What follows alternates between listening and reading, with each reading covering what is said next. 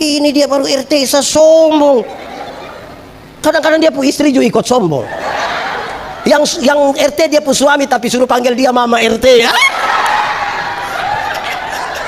Di sini ada yang ada. Bapak tua RT kok tidak. Aduh. Yang kepala sekolah dia punya suami tapi suruh panggil dia mama kepsek.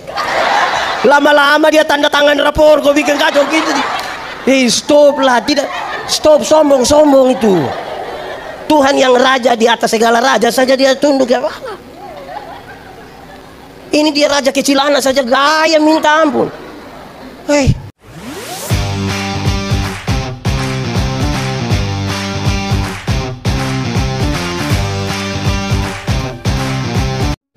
Supaya waktu di mana kami belajar firman Tuhan, biarlah ini menjadi waktu paling baik bagi kami. Kami berdoa Tuhan jauhkan semua penggoda pencobaan. Biar di dalam damai-Mu kami belajar firman Tuhan. Kami rindu pada firman-Mu. Berfirmanlah bagi kami Tuhan. Di dalam nama Yesus, firman yang hidup itu kami berdoa.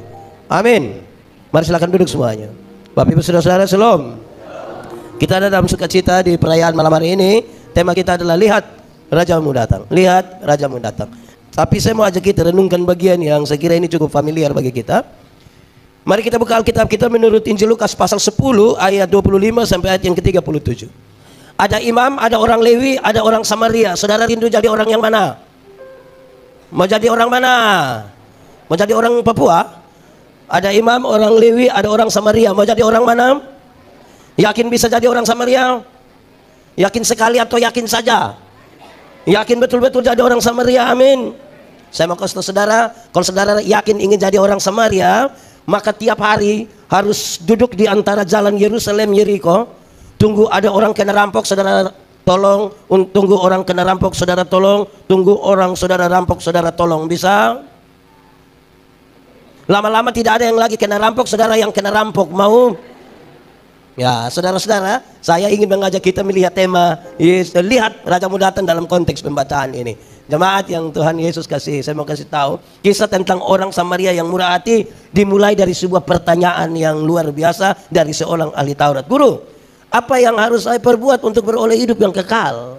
Supaya perumpamaan itu dilihat sebagai salah satu jawaban untuk memberi jawab terhadap pertanyaan, apa yang harus saya perbuat untuk beroleh hidup yang kekal. Tuhan Yesus bilang begini, engkau kan ahli Taurat, apa yang kau baca di sana, apa yang tertulis di sana? Dia bilang, kasihilah Tuhan Allah dan kasihi sesama. Jawabmu itu benar, perbuatlah itu maka engkau akan hidup. Wah, ini bukan hal gampang. Hukum Taurat ada 10, dijabarkan jadi 613 pasal. Masih ada ribuan peraturan hidup setiap hari untuk mengasihi Tuhan, untuk mengasihi sesama. Mungkinkah ada yang bisa melakukan itu dengan baik? Jadi pergilah dan buatlah itu. Ini bukan persoalan gampang ini. Untuk membenarkan dirinya orang ini berkata, dan siapakah sesamaku? Manusia. Tuhan Yesus katakan perumpamaan ini. Adalah seorang turun dari Yerusalem ke Yeriko. Perjalanan ini sudah banyak yang ke Israel. Kok sudah ada kok? Sudah banyak kok belum? Ada yang mau pergi lagi? Yang pas perang-perang ini mau pergi sekarang? Oke. Perjalanan Yerusalem Yeriko, perjalanan kira-kira 30 km. Waktu itu berbatu-batu lepas, berbelok-belok ada di 400 meter di bawah permukaan laut. Jadi kalau ada orang kena rampok di situ tidak mungkin ada yang bisa tolong dia, tidak mungkin. Tapi tiba-tiba ada orang datang ke situ. Bukan saja dirampok, dipukul hampir mati. Dalam keadaan hampir mati sekarat berdarah-darah itu datanglah seorang imam. Ini imam tolong atau tidak? Ini imam tolong atau tidak? Ini imam orang baik atau tidak ini? Ini imam baik atau tidak ini? Dapat lihat orang susah tapi tidak tolong, ini orang baik atau tidak ini? Makanya saudara tidak mau jadi imam itu kan? Masa kau imam apa ada orang susah tidak tolong? Habis saya mau kasih tahu saudara, jangan buru-buru bilang itu orang tidak baik. Imam di bait Allah itu banyak. Ada yang ditabiskan jadi imam, itu tidak melayani seumur hidup. Karena antriannya panjang sekali untuk pelayanan. Anggaplah saudara imam itu. Anggaplah saudara imam itu. Apalagi kalau dia sentuh darah dari orang itu najis. Tidak boleh pelayanan ini. Saya mau tanya, kalau saudara imam itu mau pergi pelayanan di gereja, ada orang terluka di situ butuh pertolongan. Kalau saudara imam tolong atau tidak? Kuat sedikit. Kalau saudara imam tolong atau pelayanan? Tolong atau pelayanan? Tolong apa? Tolong itu orang bisa, amin. Kalau pendeta Yandi ya tergantung siapa yang dirampok. Kalau dia janda muda, pasti saya tolong, pasti. Saya yakin saya tolong, pasti. Tapi kalau dia nenek-nenek, mungkin saya akan bilang nenek, jangan-jangan ini maksud Tuhan juga ya. Tapi saudara kan tolong toh, saudara tolong toh, bisa toh. Mantap, tepuk tangan dulu bagi yang mau jadi Samaria. Setelah orang itu, imam itu, datanglah orang Lewi. Itu orang Lewi tolong atau tidak? Itu orang Lewi tolong atau tidak? Ini orang Lewi orang baik atau tidak ini? Orang baik atau tidak? Siapakah orang Lewi? Orang Lewi adalah saudara dari para imam.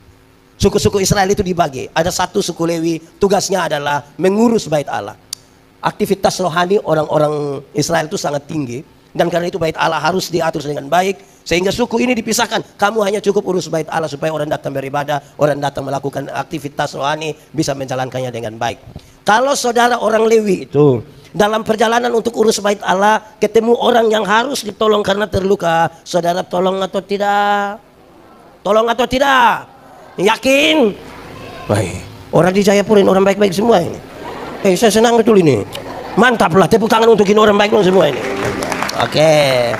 Tapi kalau pendeta Yandi ya tergantung siapa yang dirampok lah. Tapi saudara, ketiga datanglah orang Samaria itu. Orang Samaria itu tolong atau tidak? Tolong atau tidak? Orang baik atau tidak itu? Makanya saudara mau jadi orang baik itu kan? Mantap. Tapi saya mau kasih tahu saudara, kata Samaria yang ditaruh pada orang ketiga itu dia pun titik persoalan. Kenapa? Karena orang Yahudi tidak bergaul dengan orang. Tuhan Yesus sementara berbicara terhadap seorang pemimpin agama Yahudi, yang sekarang Tuhan bilang ini orang Samaria datang tolong. Ini Samaria ini tidak bergaul, orang Yahudi tidak bergaul dengan orang Samaria. Padahal dari segi garis keturunan mereka satu darah itu. Mereka sama-sama adalah keturunan Yakub. Amin kok tidak? Tapi kenapa mereka bertengkar berkelahi? Jawabannya gampang saja. Karena soal politik. Karena soal apa? Setelah Salomo mati, dorang bertengkar. Siapa yang harus ganti Salomo? Anak kandung atau anak tiri? Ini berkelahi. Saya mau tanya, di Jayapura ada orang berkelahi soal politik? Dia juga ada di sini. Berarti dia turunan Samaria mungkin. Ini soal ini.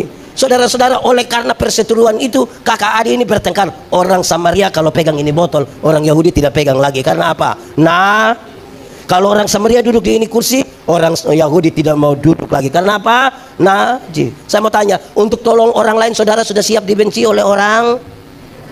Kenapa suara turun? Kan saudara mau tolong orang ini, sudah siap. Saudara-saudara, dorang bertengkar berkelahi tidak terlalu lama. Waktu Tuhan Yesus kasih tahu ini perumpamaan, dorang baru bertengkar kira-kira 700 tahun. Cepat Di Jayapura sini ada kakak adik bertengkar berkelahi, yang dia punya adik bilang 7 turunan saya tidak kenal engkau, itu ada itu kalimat. Pernah dengar itu kalimat? Pernah dengar itu kalimat? Atau sendiri omong? Berarti kemungkinan dia orang mana? Oh, Samaria. Baik, sekarang jemaat. Di sini tidak ada jemaat. Ini tinggal kursi-kursi saja ini. Oke, kita mulai. Jemaat. Ada 7 hal yang dilakukan oleh orang Samaria ini. Saudara kan mau jadi orang Samaria, hitung-hitung jadi kok tidak ya? Dalam kaitan dengan nanti kita lihat tema sebentar dan prosesi Natal ini. Ada berapa hal tadi? Berapa hal? 1. Orang Samaria itu membersihkan luka-luka orang itu dengan anggur. Dengan apa? Alkohol yang ada pada anggur itu diharapkan dapat membersihkan itu luka-luka, virus-virus don dimatikan semua. Rupa-rupanya ini orang Samaria jalan di mana-mana dia bawa. Di Jayapura sini ada yang kemana-mana bawa anggur. Ada kok? Itu Pak kok Ibu yang biasa dalam begini. Rupa-rupanya yang bawa anggur itu dia turunan. Oh mantap, berarti di Jayapura banyak ini yang turunan Samaria. Dia dia membersihkan luka-luka orang itu dengan. Kedua, setelah luka-luka itu bersih, dia oles luka-luka orang itu dengan apa? Kemungkinan besar itu minyak zaitun. Salah satu fungsi terbaik dari minyak zaitun adalah menyembuhkan luka. Untuk 2 pekerjaan ini, bersihkan dengan alkohol dan taruh minyak. Bisa? Yang tadi mau jadi Samaria bisa. Mantap. Untuk 2 pekerjaan ini kan butuh sedikit hati-hati toh. Pasti bilang tahan sedikit om, tahan sedikit, kan begitu. Tidak mungkin dia bilang makanya engkau jangan, tidak mungkin dia bilang begitu. Mantap toh. Pertama tadi apa? Pertama apa? Yang kedua apa? Oke, yang ketiga, dia balut luka-luka orang itu dengan kain. Bisa? Mantap. Oke, sudah 3. 1 tadi apa? 2 apa? Yang ketiga apa? Oke, sekarang mulai yang keempat. Dia muat orang itu di atas keledai tunggangannya. Dia muat orang itu di atas. Saya mau tanya jemaat, dulu sudah ada Otto? Dulu sudah ada kok belum? Innova sudah ada? Avanza? Grab? Jadi orang jalan di mana-mana naik apa? Naik apa? Keledai atau unta. Berarti keledai itu adalah alat transportasi waktu itu, betul? Pendeta Yandi renungkan ini berulang-ulang sambil bertanya. Ini pendeta Yandi kalau dia bawa mobil di Kupang, ketemu orang mau ditolong, pasti pendeta Yandi tolong. Kalau dia celaka pasti tolong. Tapi itu pertolongan itu menjadi masalah ketika orang yang ikut tolong itu lihat saya agak lama, terus dia begini, Pak Pendeta, bisa bawa di rumah sakit pakai Bapak Puoto? Wah, itu saya pikiran itu saya rasa berat. Saya mau tanya kita dulu, jemaat. Kalau saudara ada Otto ketemu orang yang terluka di pinggir jalan, minta tolong bawa di rumah sakit, saudara mau? Yang tadi mau Samaria dong itu. Kalau ada Otto ketemu orang terluka di pinggir jalan, mau bawa di rumah sakit, saudara mau? Mau? Saya kasih tahu saudara, yang paling banyak bilang mau itu karena dia belum ada Otto. Ya. Kalau dia sudah ada Otto berat, Bapak berat. Apalagi sudah cuci bersih-bersih, dia punya keset disikat, istri naik juga lepas sendal. Apalagi orang yang kita tidak kenal ada lu. Bisa muat, bisa. Sudah ada Otto di rumah. Wih, berat juga ya, tapi saudara mau tetap jadi orang Samaria, amin kok. Mantap. Itu sudah berapa? 1 apa? 2, 3, 4. Yang kelima, Alkitab bilang dia bawa orang itu ke rumah penginapan. Dia bawa orang itu ke, jadi dia ada terluka di situ, bawa dia Pisus Bel situ bisa, atau ke Horizon bisa. Yang tadi mau jadi Samaria belum bisa. Saya lihat saudara mulai ragu-ragu dengan keputusan untuk jadi Samaria. Bisa kok? Woi bisa, woi mantap. Bawa dia ke rumah penginapan, mantap. Coba sebut 1 tadi apa? 2, 3, 4, 5. Rumah penginapan. 6. Alkitab mencatat bukan saja bawa ke rumah penginapan, dia merawat orang itu. Bukan saja taruh, tapi apa? Merawat. Sama-sama. Jemaat, bisa? Kalau merawat orang sakit, di sini sudah ada yang pernah rawat orang sakit? Masak bubur bisa? Siap air hangat bisa? Ketuk pintu terus bilang Om masih hidup, bisa tanya? Bisa begitu? Bisa? Aman kok? Oke, sudah 6. 1 apa tadi? 2, 3, 4, 5, 6. Merawat. 7. Dia ambil uang 2 dinar. Berapa dinar? Dia berikan kepada pemilik penginapan itu. Jemaat cuma mati semua. Jemaat, dulu orang kerja 1 hari dibayar 1 dinar. Kerja 1 hari dibayar, berarti 2 dinar adalah upah kerja selama. Jemaat, uang kerja 2 hari bisa kasih orang susah. Yang kita pun uang dinas 2 hari bisa titip kasih orang susah, bisa? Bisa? Yang jawab bisa itu kan ini anak sekolah dong toh. Yang tidak ada uang, yang ini dong, ini tidak ada uang. Saudara, kita jangankan kasih orang miskin, yang kasih di Tuhan kita pikiran. Ada orang yang tangguh persembahan datang dia hanya begini. Baik, sudah 7. Saya mau kasih saudara 1 tadi apa tadi? 2, 3, 4, 5, 6, 7. Oke, saya mau kasih tahu saudara, siapakah orang Samaria itu? Saudara biar mau kemanapun, saudara tidak akan pernah jadi orang Samaria. Biar saudara rindu seperti apapun, tidak akan jadi. Orang Samaria itu bukan pendeta Yandi, bukan pendeta Indra, bukan siapapun. Orang Samaria itu ialah Tuhan Yesus Kristus. Orang Samaria itu siapa? Orang Samaria itu siapa?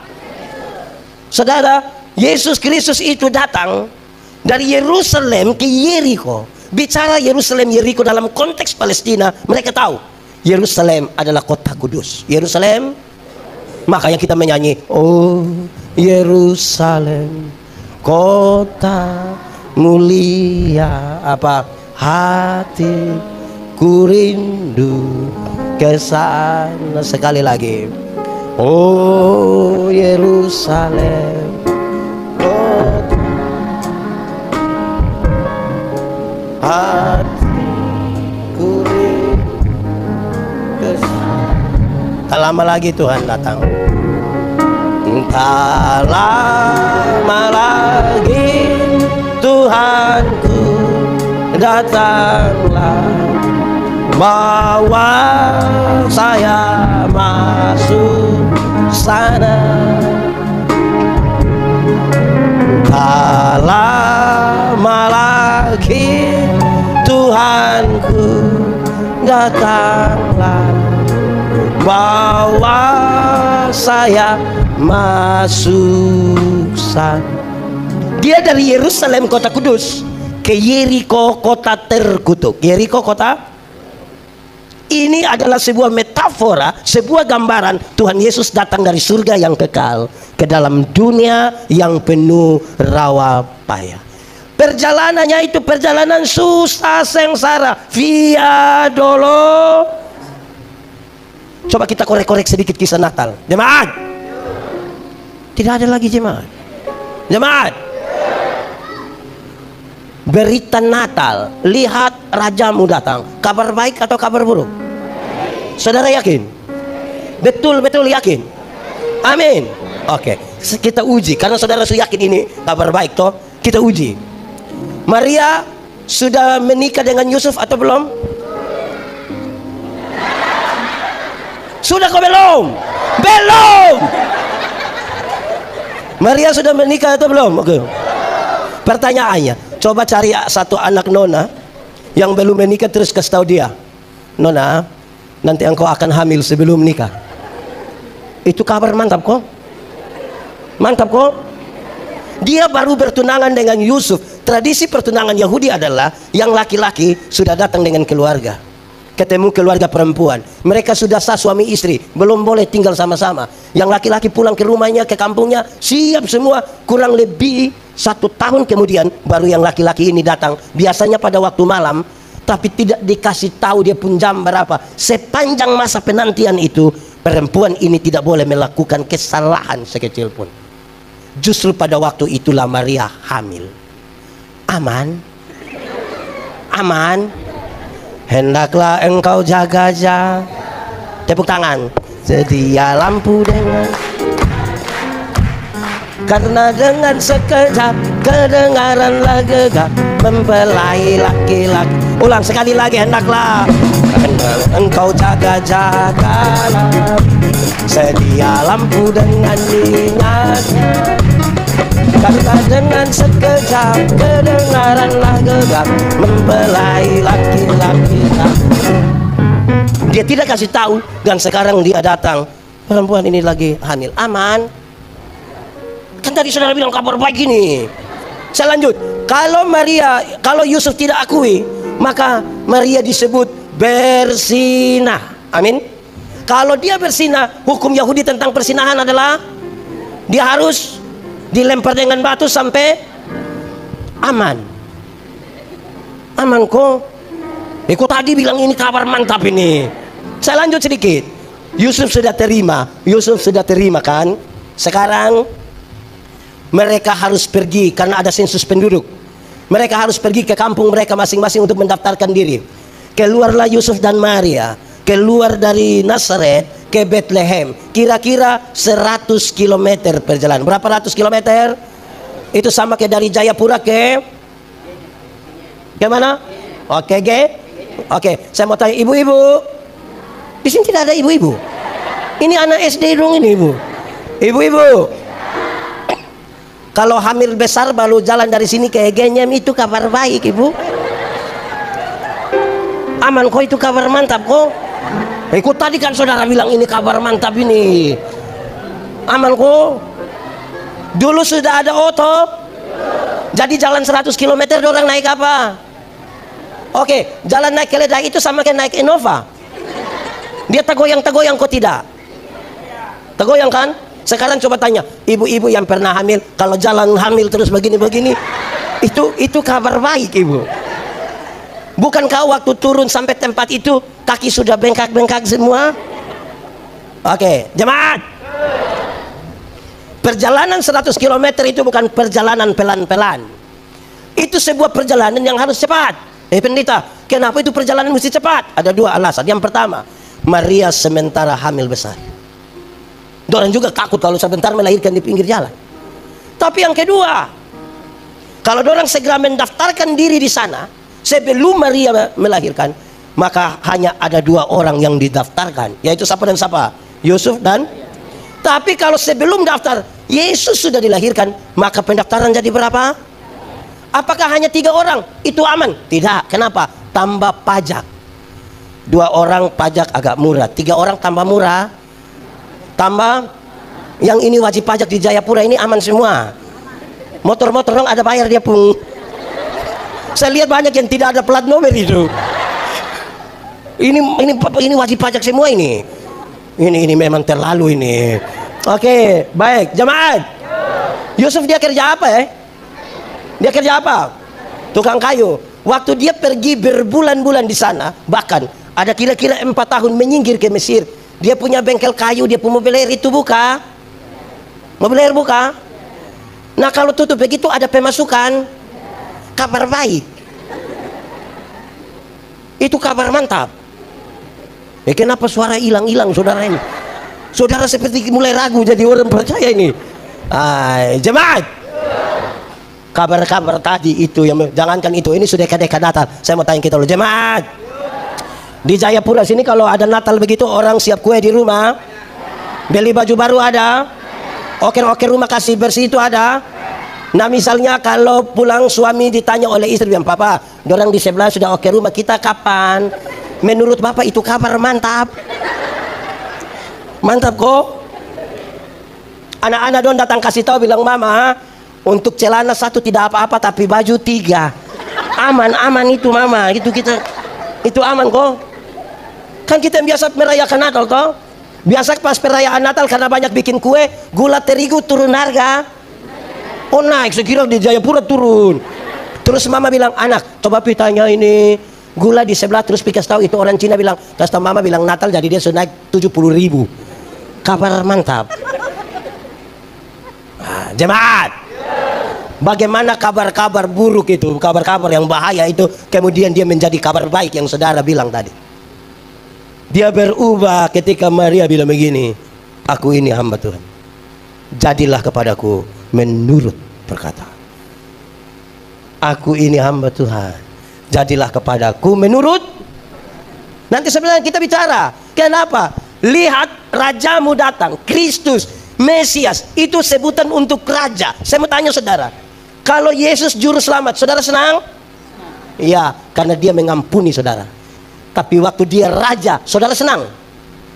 Ini pertanyaan berat. Kalau Yesus juru selamat, gampang semua orang kenal, senang. Kenapa? Diampuni, diampuni, diampuni. Tapi waktu raja datang, raja itu penguasa, memerintah. Jangan ini, jangan ini, jangan ini, jangan ini. Ikut. Banyak orang menyambut Yesus juru selamat tapi tidak mau menyambut dia sebagai raja karena raja memerintah. Raja memerintah. Kalau juru selamat menebus apapun mau kan? Utang orang bayar, senang kok tidak? Di sini ada yang urusan dengan petugas koperasi. Di Jayapura kenal petugas koperasi? Harian atau mingguan? Dua-dua ada. Ada yang bayar, senang? Tapi sekarang dia menjadi raja, pemimpin yang dia bilang, hendaklah, hendaklah, hendaklah, janganlah, janganlah, janganlah. Mau? Kita senang dia jadi juru selamat, tapi tidak senang dia jadi raja, karena raja memerintah. Banyak yang gaya sekali, Pak Pendeta sekol sekiri-kiri betul. Di sini ada yang ngomong-ngomong begitu. Itu siapa punya suami? Coba angkat tangan yang model-model. Kalau dia sudah kiri-kiri betul itu, dia tidak peduli dengan Kristus Raja kan? Oke, aku ini hamba Tuhan. Saya tunduk ikut apa yang Raja mau. Baru kabar buruk itu berubah menjadi kabar baik. Hari itu dia mengambil keputusan. Mau kabar buruk jadi kabar baik itu ambil keputusan. Sama-sama, 1, 2, 3. Kasih tahu kawan di sebelah, 1, 2, 3. Jemaat. Satu hari manusia ambil keputusan antara 300 sampai 1500 kali keputusan. Berapa sampai berapa? Sampai? Itu semua berkonsekuensi ke masa depan. Bangun tidur, mau turun tempat tidur atau tarik tambah kain panas, itu keputusan. Bangun tidur, mau berdoa dulu atau foto, itu juga keputusan. Betul kok tidak? Betul kok tidak? Ini kenapa suami itu, istri itu kan ambil keputusan toh? Tidak mungkin saudara bilang, pendeta, saya betul-betul tidak tahu apa-apa. Saya tidur-tidur begini, sadar ibu di sebelah kan, tidak mungkin. Saudara ambil keputusan. Keputusan. Amin kok? Nah, saudara lihat. Orang Samaria itu siapa?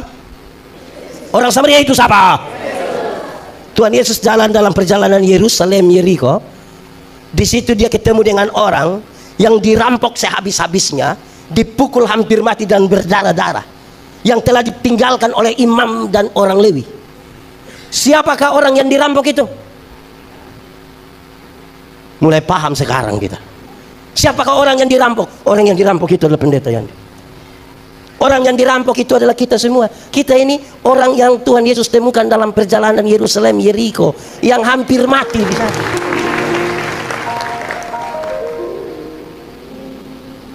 Kita dirampok oleh apa? Kita dirampok oleh apa? Dirampok oleh Jangan cepat-cepat bilang iblis. Kadang-kadang iblis tidak tahu apa-apa. Kita saja yang bawa-bawa dia.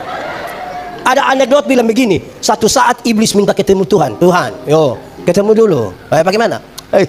Saya mau berhenti dari iblis lah. Kenapa lu mau berhenti? Manusia sudah ambil saya pun pekerjaan semua. Kenapa kau bilang begitu? Tuhan Yesus, yang korupsi itu manusia. Itu korupsi juga dong, tidak bagi Tuhan di saya. Tapi orang bilang itu saya pun pekerjaan. Tuhan Yesus, yang selingkuh itu manusia. Waktu orang berjanji mau pergi puncak apa sih itu lagi? Yang Jayapura City itu.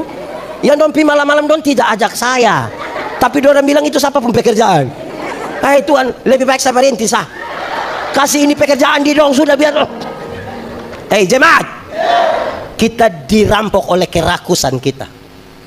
Kita dirampok oleh egoisme kita. Jemaat, waktu Hawa mau petik itu apa? Waktu dia mau petik itu barang, Tuhan lihat kok tidak? Lihat kok tidak? Nah, kenapa tidak pukul lepuk tangan? Coba. Ada lihat kok tidak? Ada lihat kok tidak? Nah, kenapa tidak pukul lepuk tangan? Hawa tahu bahwa itu salah kok tidak? Tahu kok tidak? Nah kenapa kok? Kenapa? Jadi jangan cepat-cepat juga bilang iblis. Kita ini kadang-kadang bahaya kan? Jemaat, dalam kondisi sukar sulit itu tidak ada orang bisa tolong kita. Imam juga tidak bisa. Orang Lewi juga tidak bisa. Pendeta Yandi bisa, tidak bisa. Pak Pendeta Indra bisa, tidak bisa. Ketua Sinode bisa, tidak bisa. Saya punya pernyataan satu yang beberapa orang tidak suka, tapi saya mau meneruskan. Saya punya. Saya bilang begini, jemaat, masuk surga itu seperti PWC, tidak bisa diwakilkan.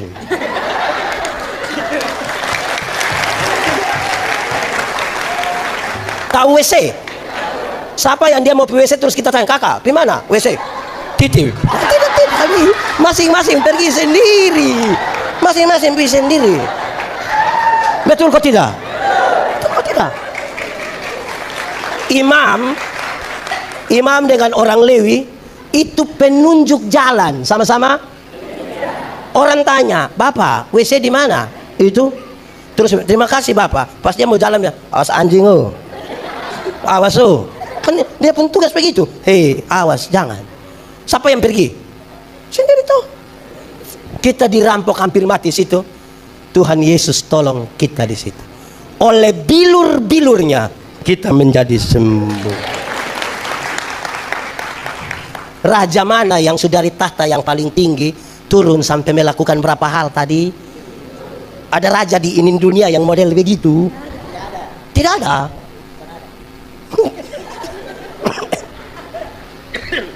Jemaat, orang baik itu satu orang yang dia bisa tolong. Kalau 30 orang, jemaat, kita ini pun hari baik itu terjadi biasa di 3 hari. Pasca, Natal, dengan mau pemilu. Itu orang baik itu tiba-tiba. Bangun pagi-pagi ada nenek satu lewat sini. Nenek pi mana? Pi pasar. Buat apa? Jual kelapa. Nenek duduk. Nenek minum apa? Terserah ibu, terserah ibu. Nenek bilang, teh, kopi, bir atau wine. Nenek bilang sudah, saya bir saja, saya bir. Kita kasih bir, nenek minum 2 botol, terus kita ambil uang nenek. Hari baik jadi ini bayar uang kelapa. Hari baik jadi ada beras sedikit, gula, kopi, minyak goreng. Terus kita tanya, nenek tinggal di mana? Nenek sebut 5 km dari sini. 5 km di mana? Ke pelabuhan. Ya. Terus kita tanya, nenek pulang dari apa? Jalan kaki. Jangan. Grab. Nenek pulang dengan Grab. 3 hari kemudian itu nenek datang kembali. Suami yang lihat, suami bilang, mama, kenapa? Kau pun nenek ada datang. Itu baru 1 nenek, apalagi 30 nenek. Saudara bisa jadi orang Samaria di itu 30 nenek? Bisa. Jadi manusia jangan bilang dia mau bisa. Hanya Tuhan Yesus yang ketemu 1 nenek, habis 1 nenek lagi. Itu nenek pun suami, itu nenek pun adik ipar pun sepupu. Betul kok tidak? Ini jangankan orang lain, kita pun saudara sendiri yang minggu lalu dia datang, habis 3 hari lah dia datang, kan kita suami istri sudah bertengkar. Ini yang datang lupung keluarga semua. Jadi ini babi ini kita pelihara untuk lupung keluarga saja. Kan itu dia pun di Jayapura pernah terjadi begitu. Pernah juga. Itu baru 1 keluarga. Kok ke mana nenek? Oke. Orang yang dirampok itu siapa? Kita sudah. Kamu juga yang baju hijau di luar itu kamu. Kamu juga itu yang dirampok hampir mati. Kamu ini. Terus setelah Tuhan sembuhkan kita di situ, raja ini sembuhkan kita di situ, dia bawa kita ke rumah penginapan. Dia bawa kita ke mana? Kemana? Apakah rumah penginapan itu? Rumah penginapan itu ialah gereja Tuhan. Rumah penginapan itu ialah, jadi orang-orang yang Tuhan sudah selamatkan, dia titip di mana? Titip di gereja. Tapi banyak orang bangun lari dari rumah penginapan. Betul kok tidak? Wih, ada jemaat ini yang dia gereja 1 tahun itu 2 kali. Natal 1 kali, Paskah 1 kali. Makanya dia punya nama jemaat Napas. Natal dan karena Natal 1 kali, Paskah 1 kali, dia punya singkatan tambah panjang. Napas 1-1. Kalau napas 1-1 itu tiba-tiba ingat sembahyang, Bapak. Di Jayapura juga ada yang begitu. Itu yang paham apa dorang, mama yang pemalas mati tapi Tuhan titip di rumah gereja ini. Jemaat, ada orang yang seumur hidup itu dia ikut ibadah mungkin 3 sampai 4, 5 kali saja. Pertama waktu anak baptis, kedua anak CD, 3 anak nikah, keempat mungkin waktu pemakaman dia. Tidur, nah dia mau kemana lagi kita tidur. Jemaat, ini ada suami-suami ini yang pemalas gereja. Banyak kok, banyak. Itu siapa pun suami yang waktu masih pacaran dia jemput terus ini anak nona kok datang di gereja. Sudah nikah dia tidak datang lagi. Jadi pendeta tanya, bapak, kenapa waktu pacaran ada rajin kok antar itu nona? Sunika begini tidak? Dia bilang, pendeta, waktu pendeta kasih nikah saya yang ibu, itu kami 2 telah menjadi 1. Jadi ibu kalau sudah pisah sama dengan saya sudah, aduh. Tapi ini ibu-ibu dong, ini ibu-ibu dong, ini juga sama saja. Ini ibu-ibu dong ini. Ini ibu-ibu dorang ini Style cantik-cantik pakai baju merah, baju hijau, baju begini. Datang di gereja jalan sendiri. Pendeta tanya bilang, "Ibu, kenapa sendiri? Mana suami?" Terus dia, "Bapak, tahu sendiri." Sudah tahu suami begini, kenapa kawin dengan dia? Kenapa? Di sini ada yang dia pun suami, ada. So, ini tanda apa? Ini yang ini tanda ini. Hei, kacau lah kita bu hidup ini. Hei, aneh-aneh ini. Betul kok tidak? Jemaat. Ada dua kepala keluarga tinggal dekat hutan, jauh dari gereja. Yang satu punya anak perempuan, satu ada anak laki-laki. Yang punya anak laki-laki, yang punya anak perempuan datang ke sekolah laki-laki bilang, "Kakak, hari-hari Minggu begitu kakak jemput kakak Pak Adinono dulu, antar ke sekolah Minggu." Oi, yang laki-laki jemput yang perempuan, antar di sekolah Minggu. Sampai sekolah Minggu yang perempuan masuk ke sekolah Minggu, yang laki-laki main kelereng di luar, kau tunggu. Dorang pulang-pulang sama-sama. Beranjak dalam tradisi gereja kami itu kan ada katekisasi. Wih, remaja yang laki-laki jemput yang perempuan ikut katekisasi. Tapi pergi sampai sana yang perempuan masuk kok belajar, yang laki-laki duduk isap-isap rokok di luar situ. Rupa-rupanya dorang dua jodoh. Setelah menikah, yang perempuan terpilih jadi pekerja di gereja, majelis gereja, penatua kadiaken kah. Hujan, badai, semua suami tetap antar. Tapi sampai sana ibu masuk ke pimpin ibadah begitu, dia pun suami duduk main kartu, minum kopi sedikit di situ. Pulang-pulang sama-sama. Satu saat orang mati-mati sama-sama. Pas jalan sampai pintu surga, Simon Petrus ada tunggu begini. Lihat ini, ibu datang, Simon Petrus bilang, "Shalom, mari silakan masuk ibu." Lihat dia pu istri masuk, dia pu suami juga cepat-cepat mau. Pas suami begini, Simon Petrus bilang, "Bapak, ya sabar dulu bapak sabar." "Hei, kenapa? Bapak sabar sedikit, bapak sabar." "Hei, yang masuk itu sapu istri." Simon Petrus bilang, "Betul bapak, yang masuk itu bapak pu istri. Tapi dari itu hari itu kan bapak hanya antar-antar saja. Jadi yang ini hari bapak antar saja. Bapak pun tempat di api, yang api di sebelah." Ibu-ibu, tadi siapa yang dia datang suami hanya antar saja. Terus kasih tahu bilang, "Kalau sudah habis nah WA aku, tapi jemput." Kalau ada yang begitu pulang kasih tahu dia bilang, "Ada salam dari Simon Petrus."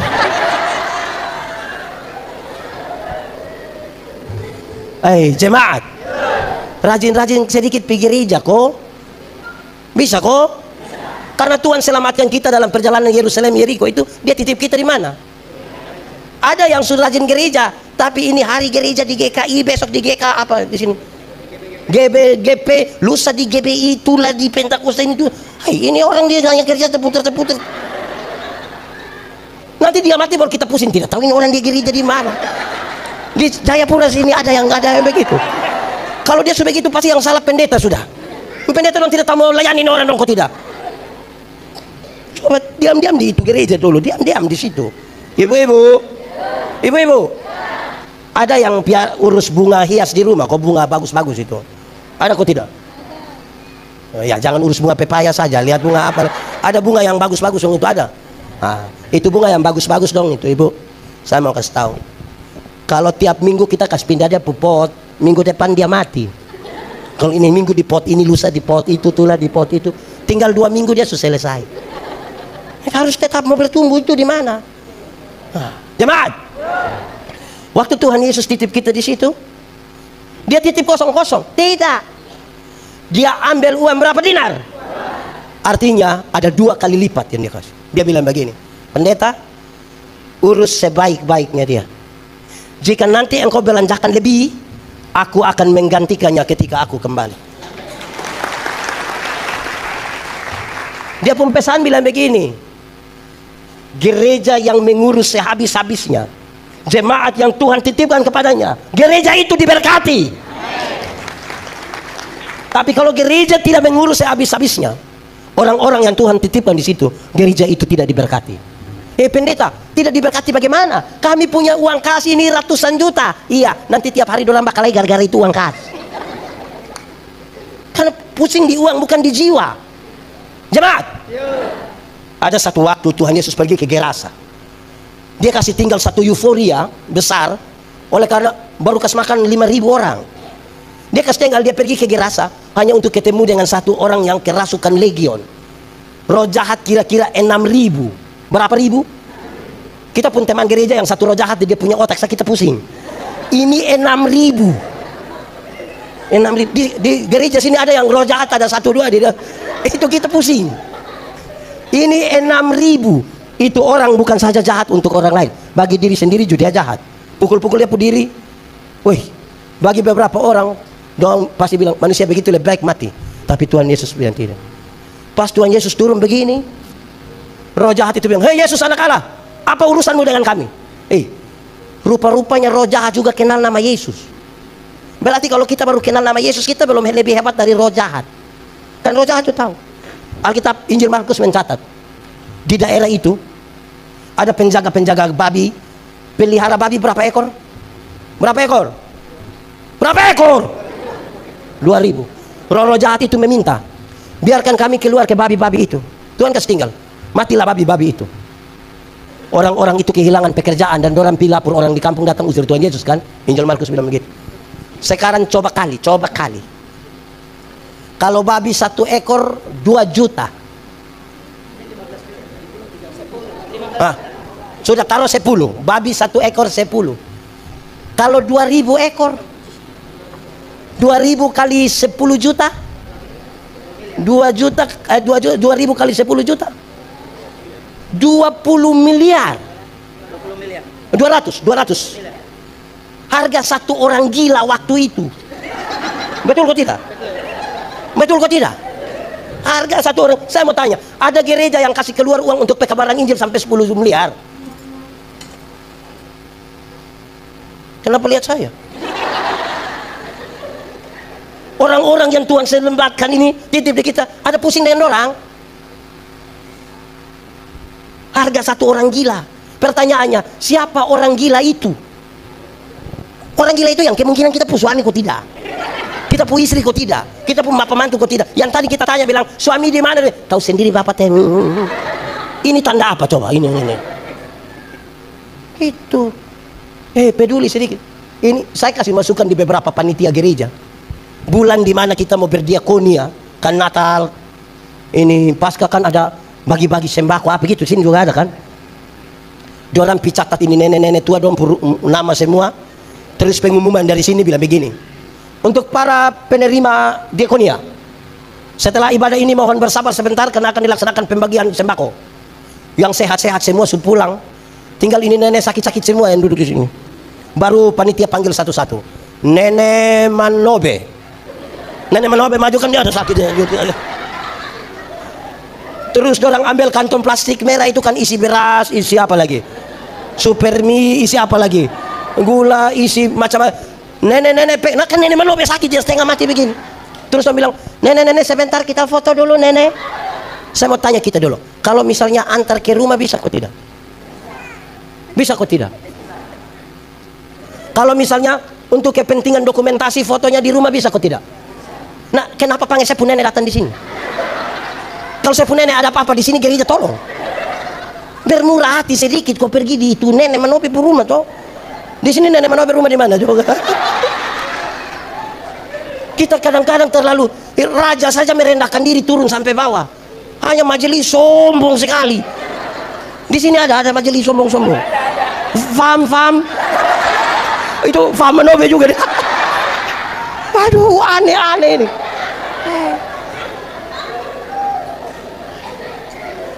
Saudara, makanya saya waktu renungkan, lihat rajamu datang. Ini raja pun cara datang ini. Ini dia baru RT sombong. Kadang-kadang dia pun istri juga ikut sombong. Yang RT dia pun suami tapi suruh panggil dia mama RT ya. Di sini ada yang ada.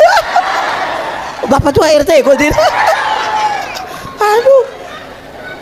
Yang kepala sekolah dia punya suami tapi suruh panggil dia mama kepsek. Lama-lama dia tanda tangan rapor kok bikin kacau gitu. Stop lah, tidak. Stop sombong-sombong itu. Tuhan yang raja di atas segala raja saja dia tunduk ya. Ini dia raja kecil anak saja gaya minta ampun. Di Jayapura sini ada yang begitu kok, yang jabatan kecil anak tapi dia rasa dunia dia punya nenek moyang pun semua. Tunggu sedikit. Baik, jemaat. Saudara lihat, saya ada tambah waktu sedikit boleh toh? Itu untuk kamu yang hijau juga teh. Kamu ini yang camat kampung baik, tapi kampung sombong ini lebih dari kamu. Kamu stop ya. Jemaat, setelah hal-hal itu, Tuhan Yesus balik lihat kepada itu ahli Taurat. Dia bilang, menurut pendapatmu, siapa sesama manusia dari 3 orang? Siapa? Dari orang yang dirampok sehabis-habis. Itu pertanyaan, itu jawaban gampang. Gampang sekali. Kok itu orang juga jawab gampang toh? Tapi itu pertanyaan itu yang menjungkir balikan cara berpikir ahli Taurat ini. Kenapa? Saudara, ahli Taurat itu kan orang Yahudi. Saya mau kasih tahu, mama ini adik umur berapa, Ma? 5. Orang Yahudi pun anak umur 5 tahun hafal 10 hukum Taurat. Umur 5 tahun. Bukan kayak kita, kok besok mau nikah dulu bertanya yang hukum ke-6 apa dulu. Dalam 5 tahun hafal. Umur 10 tahun hafal 613 bab penjabaran dari hukum Taurat.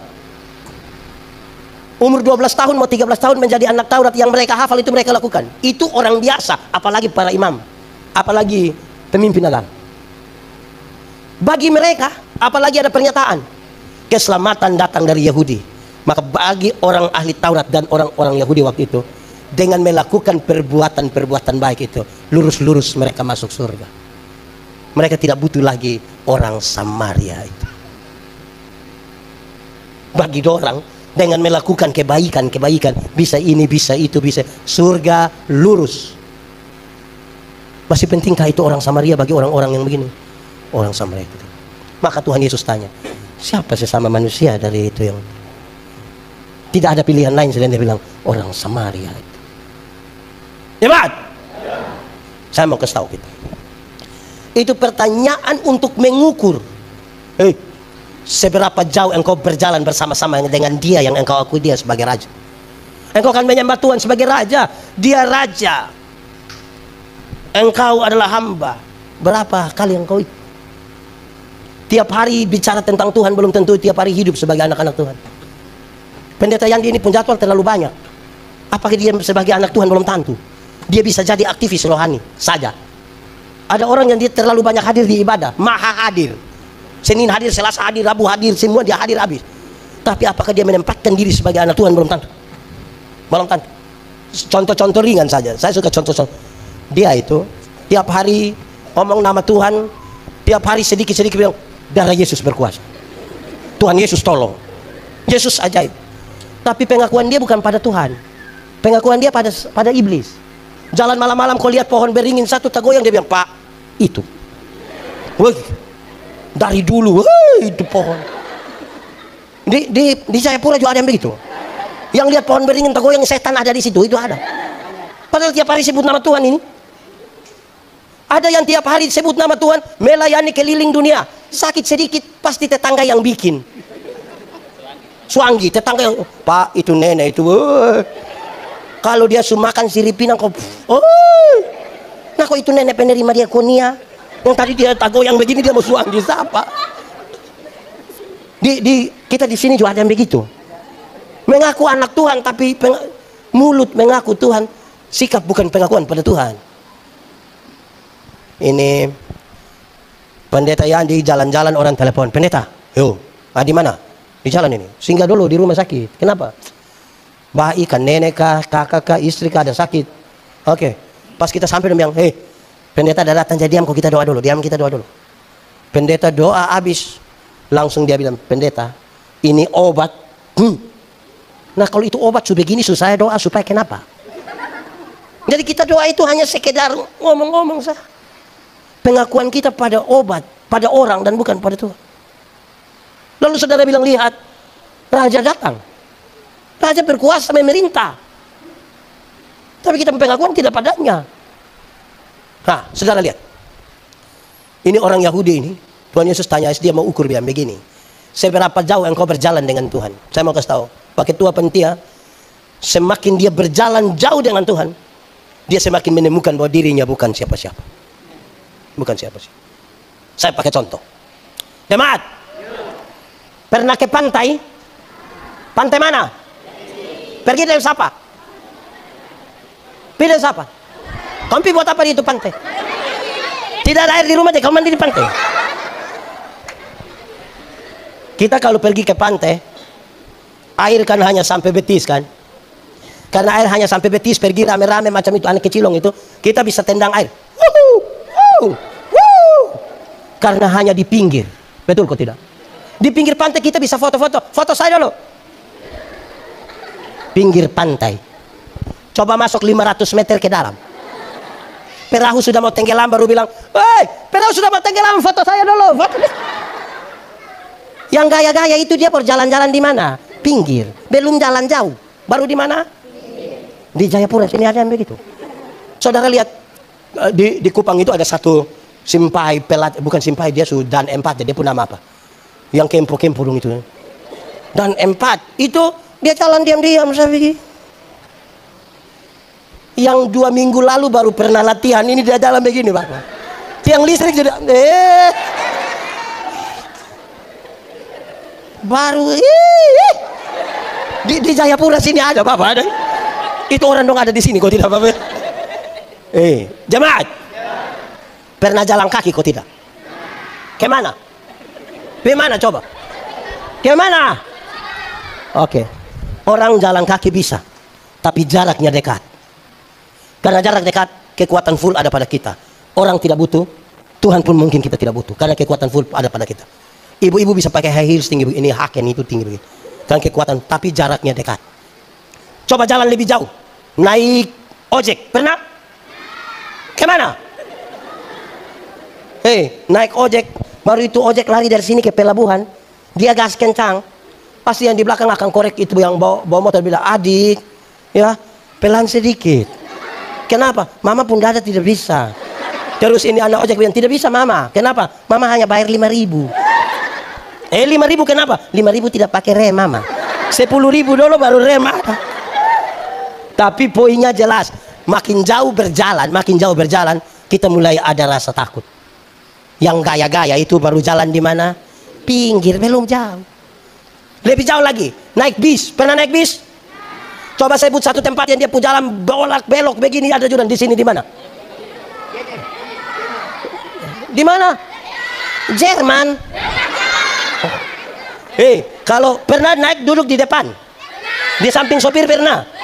Pernah kok tidak pas belok-belok sopir belum injak rem, kamu yang angkat kaki injak begini? Makin jauh berjalan kita bukan sapa-sapa. Yang gaya-gaya itu baru jalan belum jalan jauh. Lebih jauh lagi, naik kapal laut. Pernah? Kapal feri pernah? Kamu pi mana? Kamu ini pi mana? Bukan urus sekolah mah jalan-jalan. Pernah? Jemaat. Pendeta Yandi pernah melayani di satu pulau kecil di NTT, Pulau Sabu namanya. Itu pulau dari Ibu Mama Gembala pun pulau. Itu Laut Sabu itu, biar kita pintar berenang 100 km juga, tenggelam di situ jago hilang. Tidak ada jago. Musim timur itu musim yang paling berat. Kalau kita pulang naik ketemu itu musim timur, maju tidak, mondor tidak. Kalau orang tahu ada pendeta di situ dan datang dan bilang, "Bapak, ya kita ibadah." Di darat tidak ibadah Bapak, di laut ibadah Bapak. Yang gaya-gaya itu hanya bermain di mana? Jalan belum jauh. Kalau kita ibadah di Laut Sabu, yang menarik itu pada waktu persembahan. Di waktu persembahan itu kita tidak pakai ini tangguh orang ini, kita tidak pakai ini, tidak pakai. Pertama karena memang tidak ada toh. Kapal mana yang mau siapkan kita ini tidak ada. Yang kedua karena itu tidak ada maka kita pakai dos. Tahu dos? Besar-besar itu tahu. Kamu juga bisa masuk di itu dos. Pakai itu dos. Itu menarik. Pas persembahan kok itu dos bawa datang. Pas sampai sini isi tangan begini dapat berapa saja semua langsung masuk di dos. Tidak lewat otak. Dia beda kalau ibadah di darat. Beda kok tidak? Beda termasuk yang sebentar. Itu beda jauh. Beda.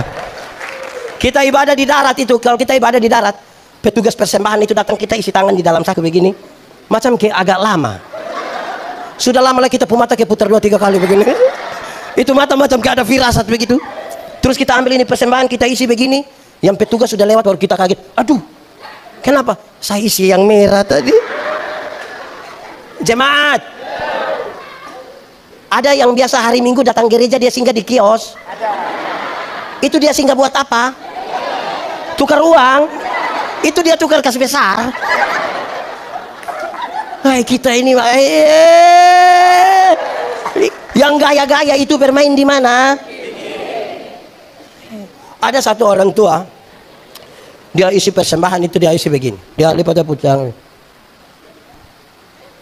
Pas dia isi, saya bilang, "Bapak, kenapa isi persembahan sampai taruh tangan begitu?" Dia bilang, "Pendeta, kalau tangan kanan memberi, tangan kiri tidak boleh tahu." Saya bilang, "Betul, tapi saya tahu." Dia bilang, "Pendeta tahu apa?" 1000. Kalau 100.000 tidak mungkin begitu, tidak mungkin. Kalau 100.000 jangan sampai dia isi begini. Sudah begini lagi pakai sengaja batuk lagi.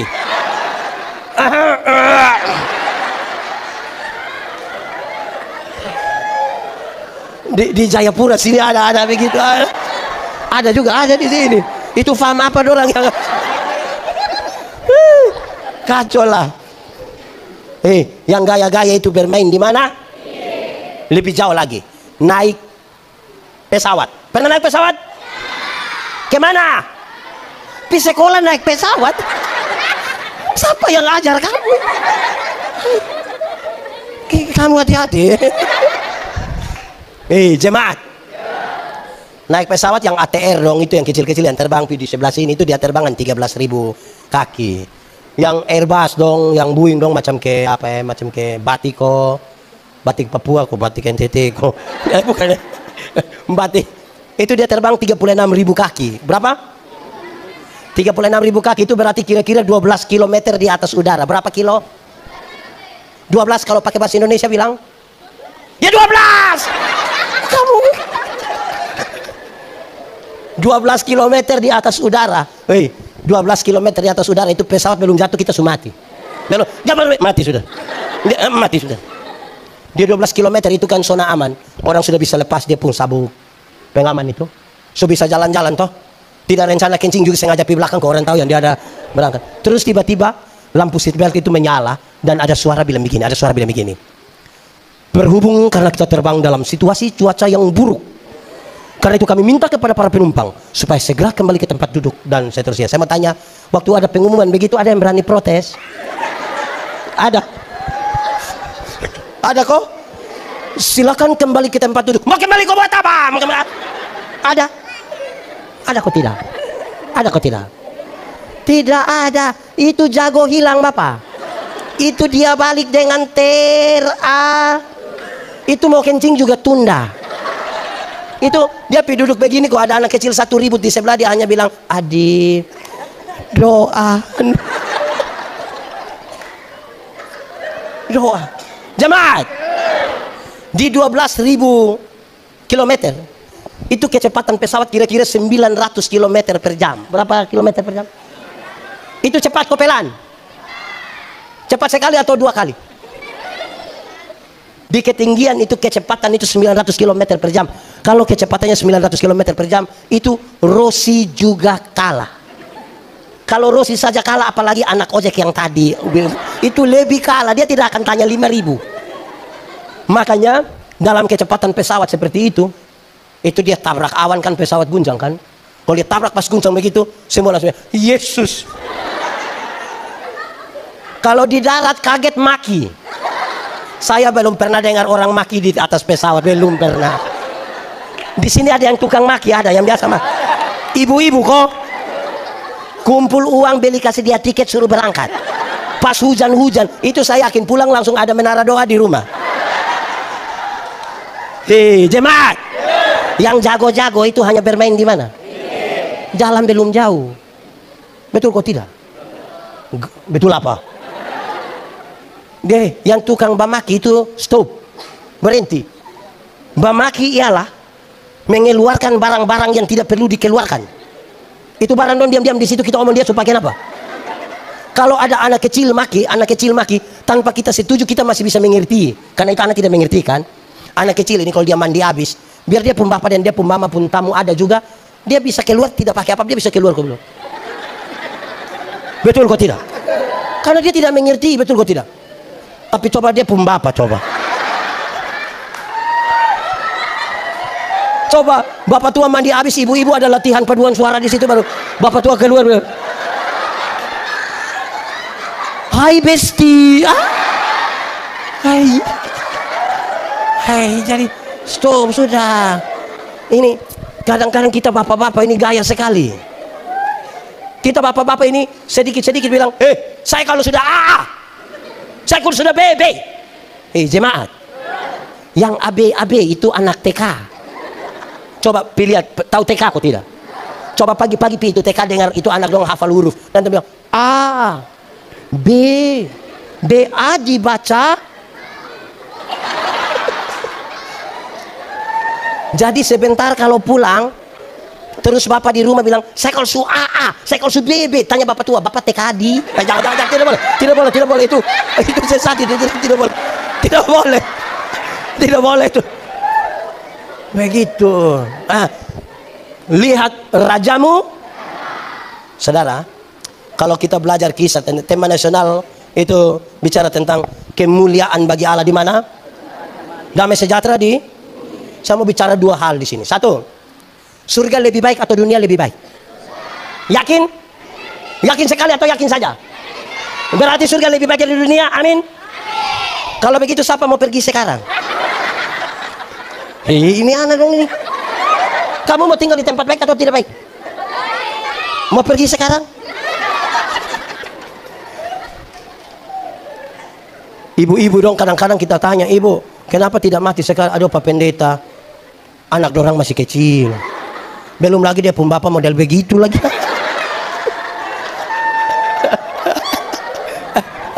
Jawabannya adalah belum waktu Tuhan.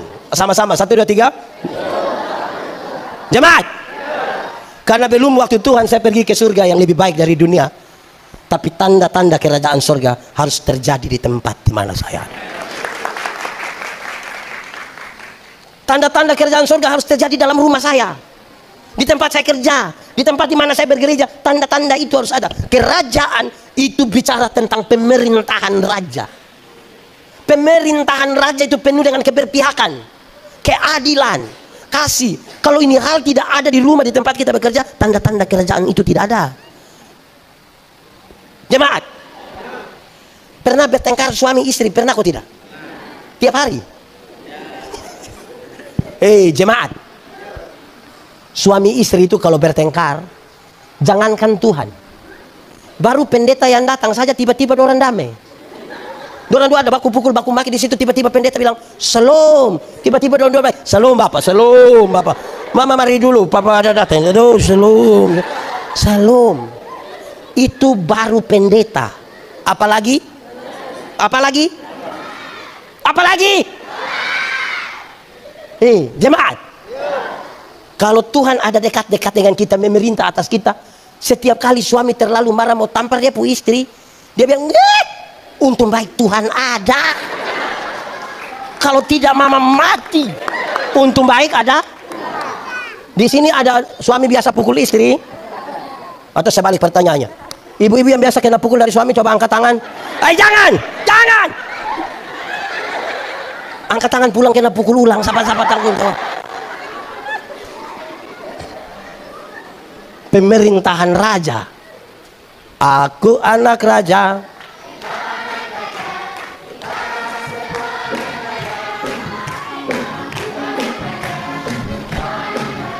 Kita tangan.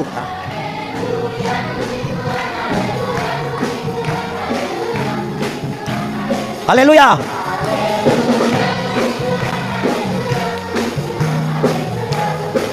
Haleluya. Kan menyanyi su bagus toh. Tapi tanda-tanda kerajaan itu ada kok tidak? Jemaat, 430 tahun bangsa Israel ada di Mesir.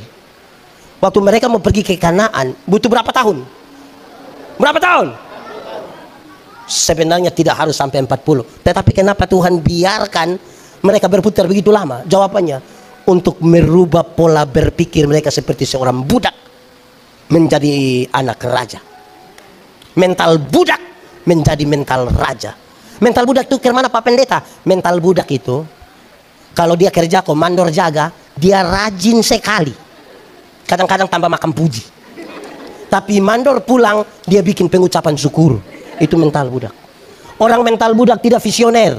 Maka Tuhan bilang, hei orang-orang bermental budak, kalau hanya pikiran tentang makanan dalam kuali, dia tidak bisa urus itu susu dan madu yang ada di Kanaan untuk menjadi berkat jadi bangsa-bangsa. Tidak mungkin.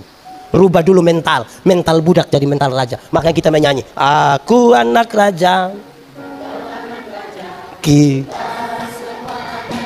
Lebih kuat.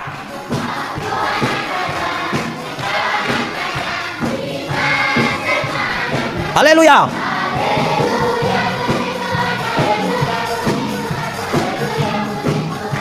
Lebih kuat. Haleluya.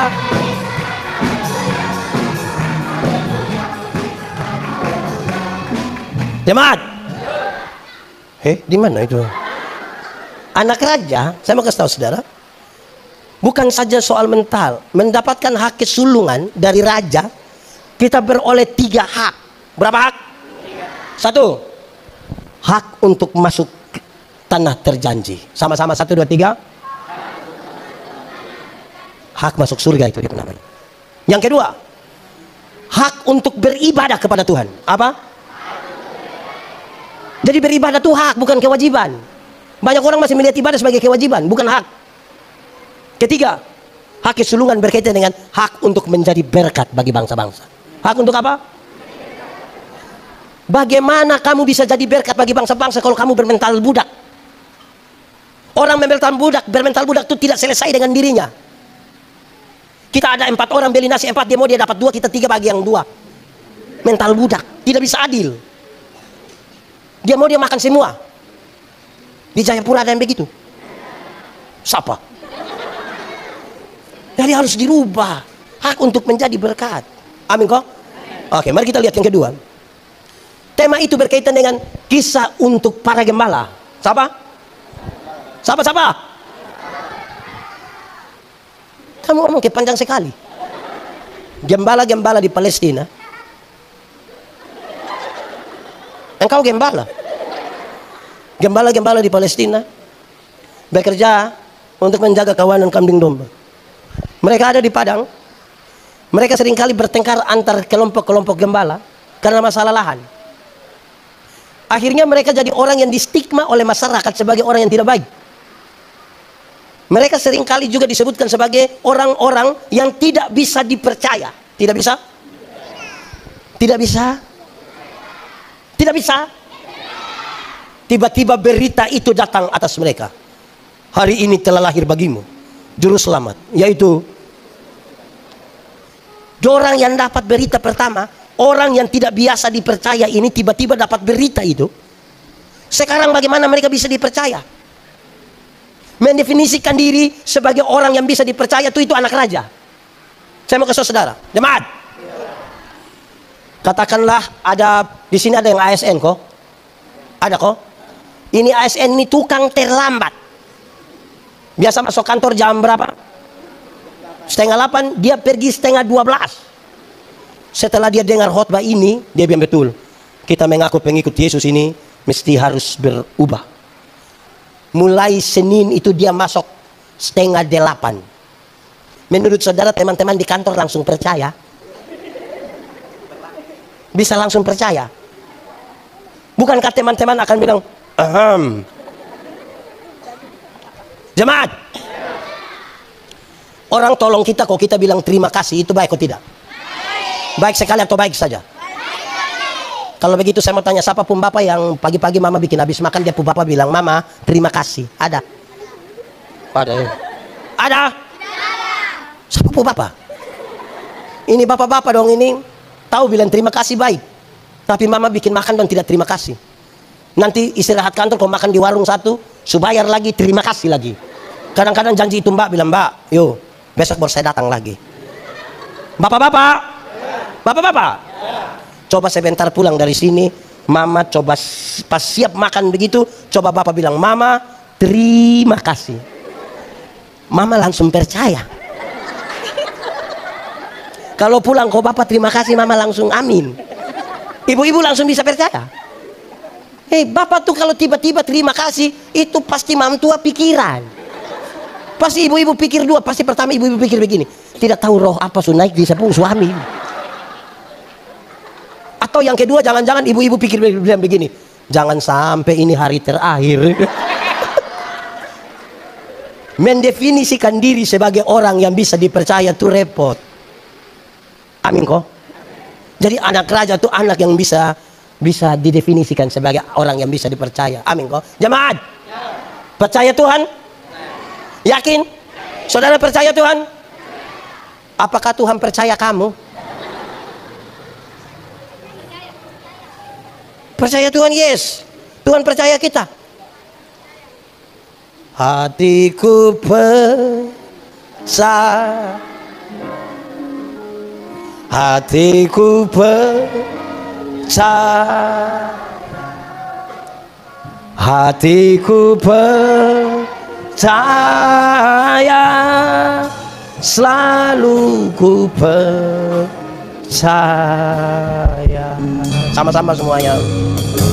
Saat ku tak melihat jalan, saat ku tak mengerti rencana, namun tetap ku pegang janjimu, pengharapanku hanya pas. Sama-sama semuanya.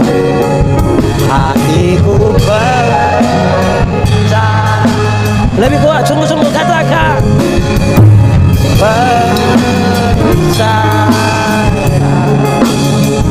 Hatiku percaya, selalu percaya. Mari lebih lagi, semuanya boleh segera angkat tangan. Hati kami percaya, hati kami percaya, percaya.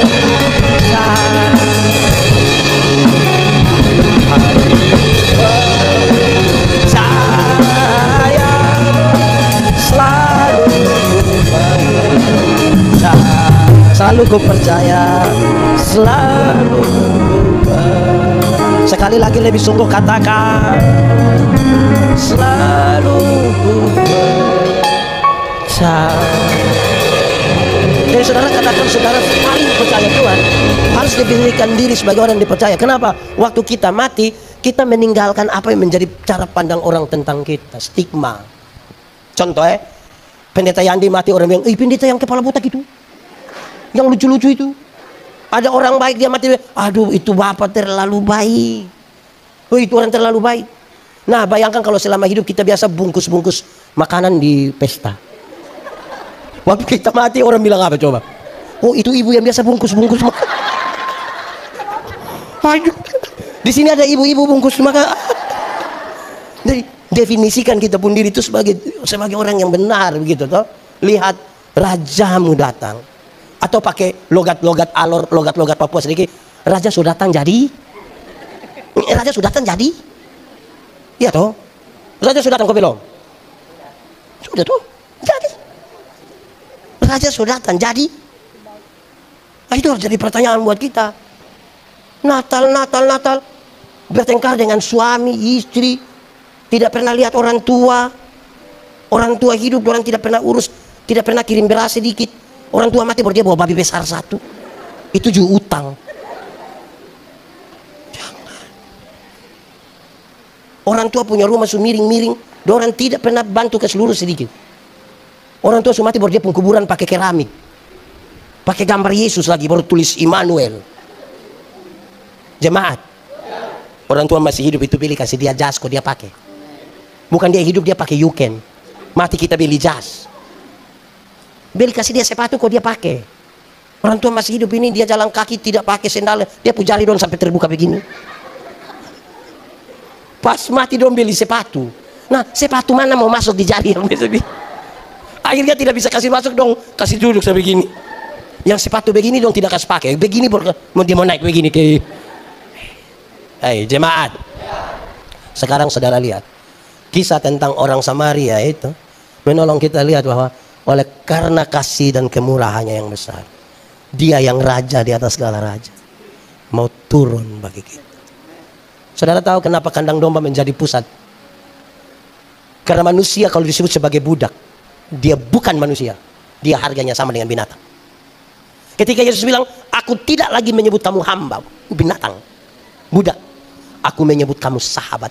Dia menarik kita dari tempat yang paling hina itu, sejajar duduk di atas sesuatu. Raja yang menarik kita kembali untuk menjadi orang-orang yang kembali kepada hakikat yang sungguh. Saya khotbah, saya suka tanya orang yang begini. Ada anak sekolah minggu tanya saya, pendeta, yo, kalau manusia mati itu jelas masuk surga atau masuk surga atau, tapi kalau ayam mati dia masuk di mana? Ayam mati masuk di mana? Masuk di mana? Di mana? Kalau dia mati di hutan juga tambah. Hei jemaat, Tuhan Allah cipta manusia itu beda dengan binatang. Ayam diberikan satu kehidupan saja. Berapa kehidupan? Tapi manusia diberikan 3 kehidupan sekaligus. Satu, manusia diberi tubuh yang hidup. Diberi apa? Tubuh yang hidup ini, dulu kita pun berat badan hanya 37, sekarang 73, karena tubuh kita hidup. Dulu kita pakai celana nomor 27 tidak ada masalah karena perut rata. Sekarang perut macam ada 3, satu di sini. Itu tubuh hidup. Kalau begitu kita belum beda dengan ayam. Kedua, ini tidak ada di ayam. Manusia diberikan jiwa yang hidup. Diberikan apa? Jiwa yang hidup itu manusia diberi akal dan perasaan. Perjumpaan antara akal dan perasaan membentuk karakter manusia. Ayam itu ada otak, tapi tidak pakai otak. Makanya tidak ada sekolah ayam. Ayam itu ada hati, betul atau tidak? Dia punya nama? Hati ayam. Tapi ayam tidak pakai perasaan. Makanya ayam tidak pernah bilang cinta. Yang ketiga, manusia diberi roh yang hidup. Diberi apa? Roh itu yang menghubungkan manusia berdosa ini dengan Tuhan Allah. Roh itu yang membuat manusia gelisah kalau dia tidak berdoa pada Tuhan. Roh itu yang mendorong manusia mencari Tuhan. Tubuh yang hidup, jiwa yang hidup, roh yang hidup, berhenti di situ. Tidak, tambah lagi. Gambar dan rupa ku berikan kepadamu. Gambar dan rupa itu artinya apa? Hakikat Tuhan Allah yang kekal dan kudus dikasih pada manusia. Tubuh hidup, jiwa hidup, roh hidup, kesempurnaan Allah diberikan kepada manusia. Dia bilang, manusia, dunia ini kuberikan kepadamu. Dunia mau baik tergantung Anda, dunia mau rusak pun tergantung Anda. Tambah satu kalimat, bahkan setan-setan pun harus tunduk pada manusia. Karena otoritas itu Tuhan kasih pada kita. Sekarang saya tanya, kita takut setan atau setan takut kita? Kita takut setan atau setan takut kita? Atau kita dan setan bakas takut? Banyak orang bilang setan takut kita, padahal dia takut setan. Apa yang membuat manusia bukan setan yang takut dia, tapi dia yang takut setan? D-O-S-A, dibaca? Dosa di Taman Eden itu pengertian ringan. Dosa ialah usaha manusia melangkah melewati batas. Dosa. Tuhan bilang, seluruh tanaman dalam taman ini boleh kau makan, yang itu tidak boleh. Waktu dia mau melangkah melewati batas itu, namanya dosa. Manusia ini suka melangkah melewati batas. Su bilang jangan, dia bilang, barang dunia kita yang atur lah. Bila perlu surga juga kita atur. Begitu. Nah, waktu manusia jatuh dalam dosa, tubuh jiwa roh sudah rusak ini, tidak bisa ditebus dengan ayam. Karena ayam hanya punya satu kehidupan. Bagaimana barang yang satu kehidupan menebus kita yang tiga kehidupan? Dicarilah seorang yang punya tubuh jiwa roh, tapi dia tidak berdosa. Adakah di antara manusia? Makanya Tuhan berkenan menjadi manusia. Punya tubuh, punya jiwa, punya roh. Berdosa kok tidak? Kan dia tidak berdosa itu, maka kejahatan dosa kita ditimpakan kepada manusia yang tadi yang berdosa dikembalikan. Karena itu jemaat, cari Tuhan jangan sekedar hanya untuk sembuh. Ada banyak orang tidak kenal Tuhan malah lebih sehat dari kita. Yang biasa minum sop itu minum dari 3 hari lalu sampai tadi pagi, istirahat sedikit minum ulang, dia tidak tahu sakit. Kita yang mengaku kenal Tuhan duduk dekat kipas angin pulang pilek. Cari Tuhan jangan hanya sekedar untuk kaya. Ada banyak orang yang tidak kenal Tuhan malah lebih kaya dari kita. Itu koruptor, orang itu kaya-kaya semua. Orang punya rumah 2, 3, 4, 5, sampai tidak suka tinggal di rumah, dong tinggal di penjara sana. Tapi dong kaya-kaya. Kita yang mengaku kenal Tuhan ini sedikit-sedikit garam habis, sedikit-sedikit pulsa habis. Mau beli sepatu gereja saya pakai tanya bilang, Mas, bisa bayar 6 kali kah? Karena itu Tuhan bilang begini, hei, carilah dahulu kerajaan Allah dan kebenarannya. Selah Selamat dulu, baru yang lain itu di kekayaan, kehormatan di, jabatan di, umur panjang di, istri di.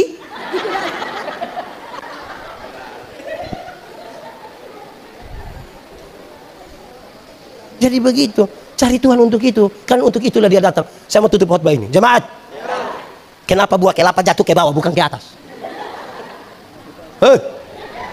Kamu sekolah? Oh, saya kira libur. Kenapa buah kelapa jatuh ke bawah bukan ke atas? Kenapa coba? Lu ngomong, jangan hanya tunjuk begini. Enggak ya? Itu jawaban kalau ujian betul. Tapi ada hal yang lebih penting. Kenapa buah kelapa jatuh ke bawah bukan ke atas? Karena yang makan ada duduk di bawah. Tuhan cipta itu buah kelapa dong mendahului manusia. Manusia itu diciptakan terakhir supaya tinggal menikmati semuanya toh. Tapi bayangkan kalau seandainya Tuhan lupa menciptakan gaya gravitasi sampai semua kelapa jatuh ke atas. Kamu mati semua. Jadi Natal adalah sebuah peristiwa Tuhan mengingat umatnya. Sama-sama 1, 2, 3. Tuhan mengingat. Kasih tahu kawan di sebelah 1, 2, 3. Hei pendeta, tidak ada tulis tanggal 25 Desember di Alkitab. Kenapa kamu rayakan? Saya mau kasih tahu saudara demi nama Tuhan. Tidak perlu tulis tanggal itu. 25 Desember berdasarkan seluruh catatan hanya untuk mengatakan supaya semua orang yang mengaku percaya kepada Tuhan Yesus ada satu hari satu dunia ini merayakan bersama-sama, kesepakatan bersama. Tapi kelahiran dia masing-masing kasih jawab sendiri. Pendeta Yandi, kapan Yesus lahir di hatimu? Kapan Yesus lahir? Kapan Yesus lahir? Kapan Yesus lahir? Kapan Yesus lahir? Untuk apa kita datang di sini menangis 25 Desember atau 26 Desember kita gila kembali? Yesus tinggal di sini. Betul kok tidak? Pendeta Yandi, bukankah tradisi kuno yang dipakai Natal itu adalah kemenangan Dewa Matahari? Hei, saya mau kasih saudara, kemenangan Dewa Matahari itu bukan yang sesungguhnya. Dalam teologi kontekstual kita mengatakan begini, mereka percaya pada Dewa Matahari, tapi kita mau bilang begini, terang yang sesungguhnya telah datang ke dunia. Terang itu bukan matahari, terang yang sesungguhnya itu bukan bulan, terang yang sesungguhnya adalah pencipta matahari. Matahari, bulan, dan bintang-bintang akan berlalu, tapi kasihnya tidak akan berlalu. Dan saudara tahu, supaya apa? Supaya mereka yang tinggal di dalam kegelapan. Kegelapan dalam Alkitab berarti mereka yang tinggal di dalam dosa. Keluar dari kegelapan, masuk ke dalam terangnya yang ajaib. Makanya kita ada bakar ini, lilin ini sebagai terang. Amin kok. Amin.